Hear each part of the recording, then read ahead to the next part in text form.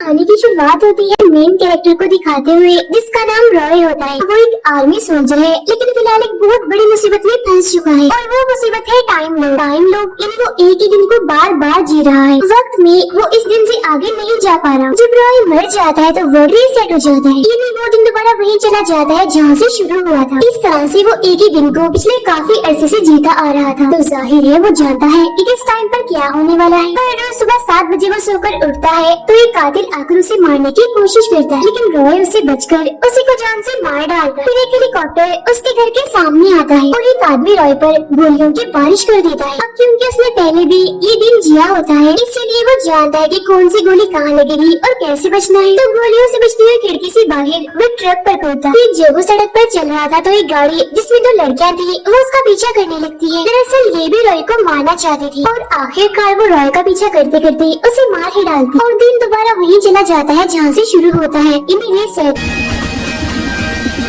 अब इस तरह से बार बार मरने पर वो ये सीख ही लेता है कि उन लड़कियों से कैसे बचना है। जब वो उन दोनों लड़कियों से बच जाता है तो उसके सामने एक लड़की आ जाती है जो एक तलवारबाज थी। उसे तलवार काफी अच्छी चलाने आती थी। एक और कातिल है जो हर रोज उस पर बॉम्ब गिराता रहता है। अगर रॉय इन दोनों से बच भी गया तो यहाँ एक और कातिल भी है जो रॉय को मारना चाहता है और उसे काफी बहादुर भी है। अगर इससे भी वो बच गया तो इसके सामने 2 जर्मन आ जाती है जिनके हाथ में बड़ी बड़ी गन्स है। पर जैसी तैसी अगर वो इससे भी बच जाता है तो उसका हम शक्ल एक आदमी है, वो रॉय को मार देगा और इसे हम नाम देंगे रॉय नंबर 2 का। अब इस तरह से बहुत सारे लोग हैं जो रॉय को मारते रहते हैं। अगर वो एक से बच गया तो दूसरा उसे नहीं छोड़ेगा, दूसरे से भी बच गया तो तीसरा तो उसे किसी भी सूरत मार ही देगा। यानी कुछ भी कर ले वो उसे हर रोज मरना ही है, चाहे वो किसी के भी हाथ से मर जाए। ये हम जान पाते हैं कि उसकी वाइफ भी है और उसकी वाइफ को रॉय के टाइम लूप के बारे में अच्छे से पता है। एक दिन मौका देकर वो अपनी वाइफ को कॉल करता है उसकी लैब में, क्योंकि वो वहाँ पर काम करते हैं। लेकिन फोन उसकी वाइफ का बॉस उठाता है और रॉय को बताता है कि तुम्हारी वाइफ का एक्सीडेंट हुआ था जिसमें उसकी मौत हो गई। अब हर रोज रॉय एक होटल में जाता है जहाँ वो हमेशा से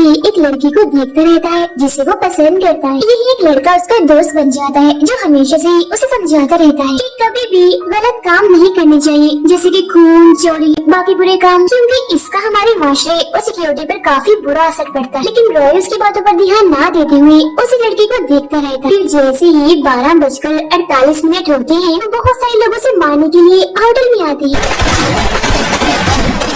अब यहाँ रॉय अपने गुजरे हुए वक्त को याद करने लगता है, मतलब इस मुसीबत में टाइम लूप शुरू होने से पहले का वक्त। अब रॉय की वाइफ अपनी लैब में एक खास मिशन पर काम कर रही है जो कि उसके बॉस की तरफ से है। वो कॉल करके रॉय को लैब में बुलाती है। जहाँ पहुँचने पर वो अपनी वाइफ से पूछता है तुमने मुझे यहाँ क्यों बुलाया, क्या बात है? तो मजाक मजाक में उसकी वाइफ कहती है मेरी कंपनी नए लोगों को काम पर रख रही है, मैंने सोचा तुम्हें भी यहाँ जॉब दिलवा दूँ। ये कहते ही वो रॉय के जिस्म का नाप लेने लगती है और साथ ही खून और बालों का सैंपल। बाहर ही उसकी वाइफ का बॉस और उसका साथी बैठे हुए थे जो लगातार कैमरे से इनको देख रहे थे। अब जिस मिशन पर उसकी वाइफ काम कर रही थी वो एक काफी बड़ी मशीन जैसा दिख रहा था। उसे देखकर रॉय उससे पूछता है तुम इसी मिशन पर काम कर रही हो ना, ये क्या है और किस मकसद के लिए इस्तेमाल होता है? जिस पर वो कहती है ये ऐसा मिशन है जो वक्त को बदल सकता है, लेकिन अगर इसका इस्तेमाल ठीक से ना किया जाए तो ये सब कुछ तबाह भी कर सकती है और लोगों की जान भी ले सकती है। इसी बीच हम जान पाते हैं कि इनका एक बेटा भी है जिसे रॉय से दूर रखकर उसकी वाइफ उसे पाल रही है। अब यहाँ बॉस का साथी आता है और उसकी वाइफ को कहता है कि बेशक ये तुम्हारा हस्बैंड है लेकिन हमारी लैब का तो नहीं है, ये बाहर का है और यहाँ पर बाहर के लोगों का आना मना है। जिस पर वो कहते हैं जी मुझे पता है, लेकिन मैंने कोई जरूरी बात करनी थी इसलिए इन्हें बुलाना पड़ा और मैं बॉस से बात कर लूंगी इस बारे में। फिर जब रॉय वहाँ से जाने लगते हैं तो उसकी वाइफ कहती है मैंने तुम्हारे बर्थडे का एक गिफ्ट भेजा है, उसे खोलकर जरूर देख लेना। और हाँ एक और जरूरी बात, तुम एक लफ्ज को याद कर लो, अपने जहन में बिठा लो, तुम्हारे काम आ सकता है और वो लफ्ज है ओसाइरस। रॉय के जाने के बाद बॉस अपने साथी से कहता है कि अब तुम ऐसा करो, इसका काम तमाम कर दो, कुछ लोगों की मदद से इसे मरवा दो, क्योंकि जिस मिशन पर हम काम कर रहे हैं वो बहुत ही खतरनाक है और इसने क्योंकि यहाँ आकर सब कुछ देख लिया है तो बाहर जाकर वो हमारे मिशन के बारे में जरूर सबको बता देगा। अब बॉस रॉय की वाइफ को भी बुलाकर काफी डांटता है और कहता है जब तुम्हें पता है कि लैब में बाहर वाला कोई भी इंसान नहीं आ सकता तो तुमने फिर उसे यहाँ कैसे बुलाया? बहुत गलत किया तुमने, भारी कीमत अदा करनी पड़ेगी अब। इसी रात रॉय जब एक बार में बैठा था तो उसके पास एक लड़की जो डेंटिस्ट होती है वो आई और दोनों की काफी अच्छी दोस्ती हो जाती है। फिर जब वो लड़की रॉय के पास नहीं होती तो उसकी वाइफ की कॉल आती है जो रॉय से कहती है, मेरी बात सुने, मैं एक बहुत बड़ा काम करने वाली हूँ और इसमें मुझे तुम्हारी मदद चाहिए। लेकिन उसका बॉस टेलीफोन की तार काट देता है और वो अपनी पूरी बात रॉय को नहीं बता पाता। फिर उसकी वाइफ रॉय के खून और बालों के सैंपल उस मशीन में रखने की कोशिश करती रहती है, लेकिन उसे ऐसा करता हुआ उसका बॉस देख लेता है और अपने साथी को उसे रोकने के लिए भेजता है। अब इसी सीन के साथ गुजरे हुए वक्त का ख्याल खत्म हो जाता है जो रॉय देख रहा था। ख्याल से बाहर आते ही रॉय को अपनी वाइफ का बर्थडे गिफ्ट याद आता है और उसकी वाइफ ने कहा भी था कि उसे जरूर देख लेना। फिर जब वो गिफ्ट को खोलता है तो वो एक किताब थी और वो लव्स यानी ओसाइरस जिसे उसकी वाइफ ने याद करने को कहा था वो भी लिखा हुआ था। तब यहाँ हेलीकॉप्टर आ जाता है रॉय को मारने के लिए, लेकिन हमेशा की तरह वो उनसे बच जाता है और एक जगह पर आकर इस किताब को पढ़ने लगता है। किताब की कहानी को पढ़ने के बाद रॉय सोचने लगता है कि ये कहानी मेरी मदद कैसे कर सकती है। वो अपने बेटे को देखकर उसका पीछा करने लगता है उससे बात करने के लिए। तभी हम देखते हैं कि यहाँ बड़ी सारी स्क्रीन्स में खराबी आ गई है, लेकिन उस तरफ रॉय का ध्यान नहीं जाता। रॉय अपने बेटे के पास जाकर उससे पूछता है, बेटा आपको इस वक्त स्कूल में होना चाहिए, आप यहाँ क्या कर रहे हैं? फिर वो अपने बेटे को लेकर उस जगह से बाहर आने लगता है। इसी वक्त वो टाइम देखते हैं तो 12:50 हो रही थी। वो सोचने लगता है कि रोज वो सारे कातिल 12:48 पर यहाँ आ जाते हैं मुझे मारने के लिए। अब 12:50 हो रहे हैं, अब तक उन्हें आ जाना चाहिए था, मुझे मार देना चाहिए था। लेकिन हाँ, मुझे इतना पता है कि उन्होंने मेरे अंदर एक छोटी सी डिवाइस लगाई हुई है मुझे ढूंढने के लिए, तो जरूर कुछ ही देर में वो यहाँ आ ही जाएंगे और मुझे मार ही देंगे। अभी उसका ये सोचना ही था कि वो कातिल यहाँ पर आ ही जाते हैं और उसे मार ही देते हैं।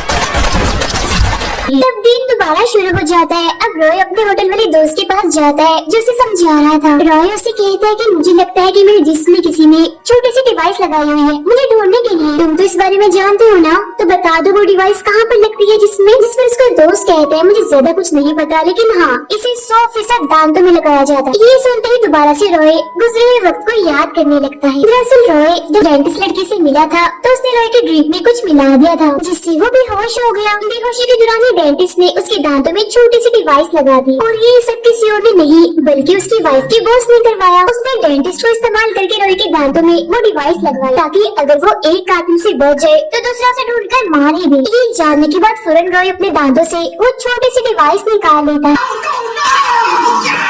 तब यहाँ रॉय नंबर 2 आता है उसे मार देता है। अगली सुबह रॉय की आँख खुलती है। अब जाहिर है ये नया दिन था तो उसके मुंह में ये डिवाइस थी जिसे वो फौरन निकाल कर फेंक देता है। यही उसके साथ वो डेंटिस्ट भी थी जिसे वो पूछता है कि आखिर तुम्हें ऐसा करने के लिए किसने कहा, जिस पर वो बता ही देती है कि तुम्हारी वाइफ के बॉस के कहने पर मैंने ऐसा किया। अब रॉय इसी डिवाइस की मदद से सारे कातिलों को मारता रहता है और उन कातिलों में से एक का फोन लेकर वो अपनी वाइफ के बॉस को कॉल करता है और कहता है, मेरी वाइफ को तुमने मार दिया है ना, मैं इसका बदला लेने के लिए आ रहा हूँ। अब वो बॉस के लैब में जाने लगता है, लेकिन हर बार वहाँ की सिक्योरिटी उसे मारती रहती है और फिर एक दिन वो सभी को मारकर आखिरकार अंदर आ ही जाता है। लेकिन इसके सामने वो तलवारबाज लड़की आ जाती है और अब वो हर बार इसके हाथों मरता रहता है। यही उसकी वाइफ का बॉस उससे बात करता है जिससे रॉय को पता चलता है कि बॉस की लैब में जिस मिशन पर उसकी वाइफ काम कर रही थी असल में उस मिशन का नाम ओसाइरस है, जिसके बारे में बताने के लिए उसकी वाइफ ने रॉय को वो किताब भी गिफ्ट दी थी क्योंकि डायरेक्ट वो उसे इस बारे में नहीं बता सकती और उसकी वाइफ ने ये भी कहा था कि इससे पूरी दुनिया बर्बाद भी हो सकती है। दरअसल उसका बॉस इस मिशन के जरिए वक्त को बदलना चाहता था और पूरी दुनिया का बादशाह बनना चाहता था। अब अपने बॉस को रोकने के लिए उसकी वाइफ ने रॉय को टाइम लूप में फंसाया और मिशन में थोड़ी खराबी कर दी। अब रॉय होटल में उस लड़की के पास आता है जिसे वो देखता रहता है। वो भी दरअसल तलवारबाजी में काफी माहिर थी। रॉय उससे कहते हैं, मुझे भी तुम तलवारबाजी सिखा दो ना प्लीज। तब उसकी बात मान जाती है और रॉय को काफी अच्छी तलवारबाजी सिखा दी थी। और अब की बार रॉय लैब में गन्स लेकर नहीं बल्कि तलवार लेकर जाता है और आखिरकार उस तलवारबाज लड़की को मार ही देता है जो कब से उसका रास्ता रोकती आ रही। इसके बाद वो बॉस को मारने के लिए जाता है तब बॉस रॉय से कहता है कि अगर तुम मुझे मारोगे तो तुम्हारा बेटा भी मारा जाएगा। लेकिन इसके बावजूद भी वो उसकी एक नहीं सुनता और बॉस को मार देता है। रॉय फौरन अपने बेटे को बचाने के लिए उस जगह पर पहुँचता है जहाँ उसे उसका बेटा मिला था, लेकिन तब तक काफी देर हो चुकी थी क्योंकि बॉस के लोग उसके बेटे को मार चुके थे। इसी दौरान उस मिशन को चला दिया जाता जाता है, जिससे वहाँ एक काफी बड़ा धमाका होता है, जिसमें काफी लोगों के साथ साथ रॉय भी मर जाता है। अब अगली सुबह जब वो जागता है तो काफी मायूस और दुखी हो चुका था, ये सोचकर कि इतनी मेहनत की मैंने लेकिन कोई भी फायदा नहीं हुआ, इसीलिए वो हमेशा की तरह बार बार उन कातिलों से मरता रहता है। अब वो सोचता है कि वैसे तो ये सब खत्म होने वाला है नहीं, तो मैं ऐसा करता हूँ, हर बार अपने बेटे के साथ टाइम गुजार लेता। तो वो ऐसे ही करता है, अपने बेटे के साथ काफी अच्छा वक्त गुजारता है, दोनों काफी खुश होते हैं। रॉय अपने बेटे को ये नहीं बताता कि मैं तुम्हारा फादर हूँ, वो बस ये कहता है कि मैं तुम्हारा एक दोस्त हूँ। उनकी बातचीत के दौरान उसका बेटा कहता है कि आज मेरी मामा से बात की। ये सुनकर रॉय काफी हैरान हो जाता है और सोचने लगता है कि इसका मतलब ये है मेरी वाइफ मरी नहीं बल्कि अभी जिंदा है। वो लैब में जाकर बॉस के साथी को मार मार कर उससे अपनी वाइफ के बारे में पूछता है। इससे वो बताने लगता है कि तुम्हारी वाइफ ने उस मिशन में थोड़ी खराबी कर दी ताकि बॉस उसे इस्तेमाल ना कर पाए। जब बॉस को इस बारे में पता चला तो उसने तुम्हारी वाइफ को मार दिया। अब कैमरास के जरिए रॉय को पता चलता है कि इन्होंने उसकी वाइफ को 7:14 पर मारा था। तब यहाँ वो अपनी वाइफ को बचाने के लिए खुदकुशी कर लेता है। इस बार क्योंकि वो खुदकुशी करके मरा था इसलिए वो 7 बजे जागता है। अब अपनी वाइफ को बचाने के लिए उसके पास सिर्फ 14 मिनट होते हैं। अब रॉय जहाँ था वहाँ एक हेलीकॉप्टर आता है, जिसकी मदद से वो बॉस के लैब में जाता है। फिर वो एक काफी ताकतवर गन से लैब में मौजूद उन सभी लोगों को मार देता है जिन्होंने 7:14 पर उसकी वाइफ को मारना था। इस तरह से उसे बचा लेता है। यहाँ रॉय की वाइफ उससे माफी मांगती है कि प्लीज मुझे माफ कर देना, ना चाहते हुए भी मुझे तुम्हें उस टाइम लूप में फंसाना पड़ा क्योंकि बॉस को रोकने के लिए मेरे पास और कोई रास्ता नहीं था। और ये बात तुम्हें मैं डायरेक्ट साफ साफ नहीं बता सकती थी क्योंकि बॉस के लोगों ने मुसलसल मेरे ऊपर नजर रखी हुई, इसीलिए मैंने तुम्हें टाइम लूप में फंसाया और इस मिशन में थोड़ी खराबी कर दी। ये खराबी भी तुम्हारे जरिए ही की मैंने, क्योंकि तुम्हारे बालों का और खून का जो सैंपल मैंने लिया था उसे ठीक मौका देकर मैंने इस मिशन में डाल ही दिया। इसीलिए तुम इस मिशन जीत मशीन जैसी है, इसमें जाकर सब कुछ ठीक कर सकते हो। मतलब अगर तुम इस मिशन में जाओगे तो टाइम रीसेट हो जाएगा और तुम अपने वक्त को दोबारा से शुरू कर सकते हो, यानी कि टाइम लूप से तुम्हारी जान छूट जाएगी, टाइम लूप खत्म हो जाएगा और तुम दिन में आगे बढ़ जाओगे। यहाँ उसकी वाइफ की आंखें भर आती हैं कि जिस रॉय को मैं चाहती थी जो अच्छा इंसान बने वो वापस लौट ही आया, यानी उसने अपनी वाइफ, बच्चे और सबको बचाने के लिए अपनी जान खतरे में डाल दी। इसके बाद वो अपनी वाइफ को आखिरी गुड बाय कहकर उस मिशन में चला ही जाता है और इसी के साथ ही फिल्म यहीं पर खत्म हो जाती है।